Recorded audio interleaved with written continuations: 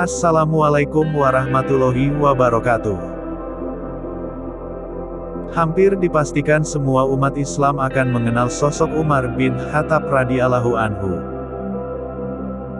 Keberanian, keadilan, kecerdasan, sikap kritis, keras dan ketegasannya, sekaligus kelembutan, kesedihan dan mudah tersentuh, adalah dua kondisi berlawanan yang menyatu dalam pribadi Umar.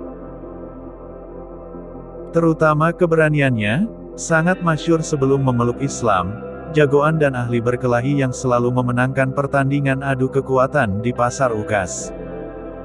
Namun keberanian dan kekuatan ini pula lah yang akhirnya mengantarkan pada hidayah Allah Subhanahu wa Ta'ala, ketika membentur keberanian dan kekuatan iman yang dimiliki adiknya, Fatimah binti Khattab. Kisah keislamannya ini berawal ketika tokoh-tokoh kafir Quraisy seperti Abu Jahal bin Hisham, Uqbah bin Nafik dan yang lainnya gagal membunuh Rasulullah Shallallahu Alaihi Wasallam.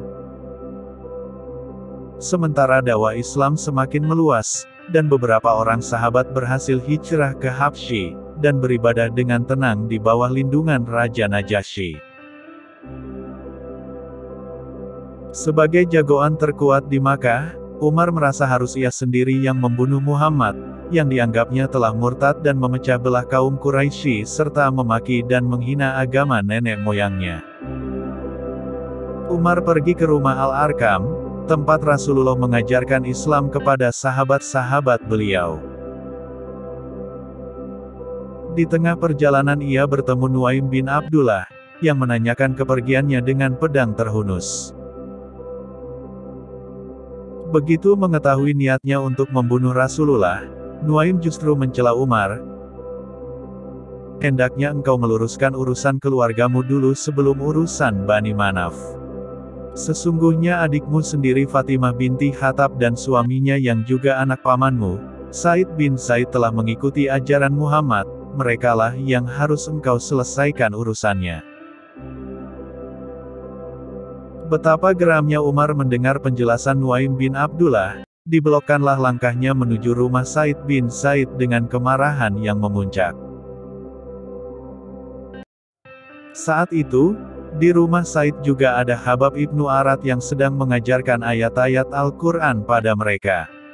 Mendengar kedatangan Umar, Habab langsung bersembunyi.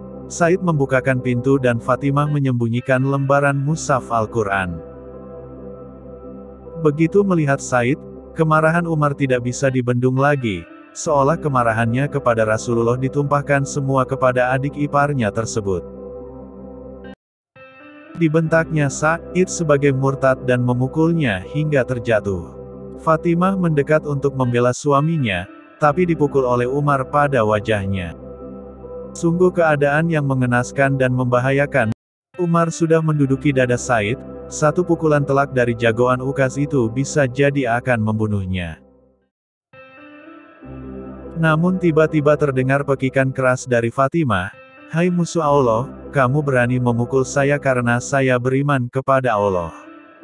Hai Umar, perbuatlah apa yang engkau suka, karena saya akan tetap bersaksi bahwa tiada Tuhan melainkan Allah, dan bahwa Muhammad adalah Rasulullah." Umar tersentak bagai disengat listrik, pekikan itu seakan menembus ulu hatinya, terkejut dan heran. Umar bin Khattab adalah seorang lelaki yang sering dilukiskan sebagai, jika ia berbicara, maka orang akan terpaksa mendengarkannya, jika berjalan, langkahnya cepat bagai dikejar orang, jika berkelahi maka pukulannya adalah pukulan maut yang mematikan.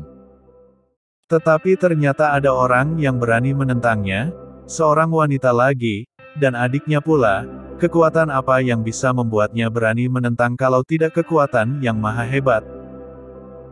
Kemarahannya mereda, dimintanya lembar-lembar Al-Quran yang dipegang Fatimah, tetapi sekali lagi jagoan duel di pasar Ukas ini seakan tak berkutik ketika adiknya berkata dengan tegas, "Tidak mungkin, ia tidak boleh disentuh kecuali oleh orang-orang yang suci.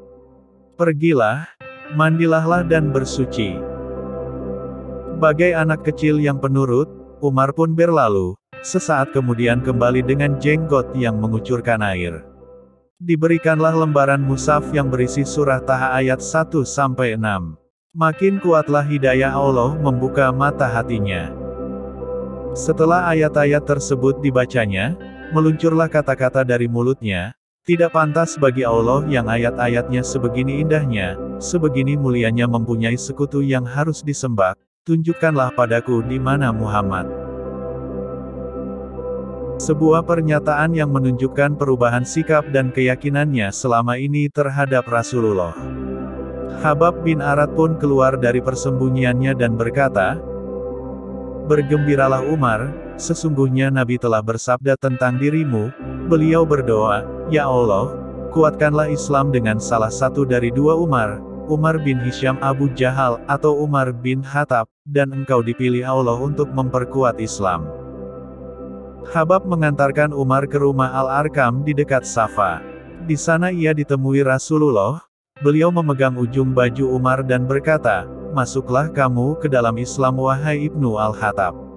Ya Allah, berilah hidayah kepadanya."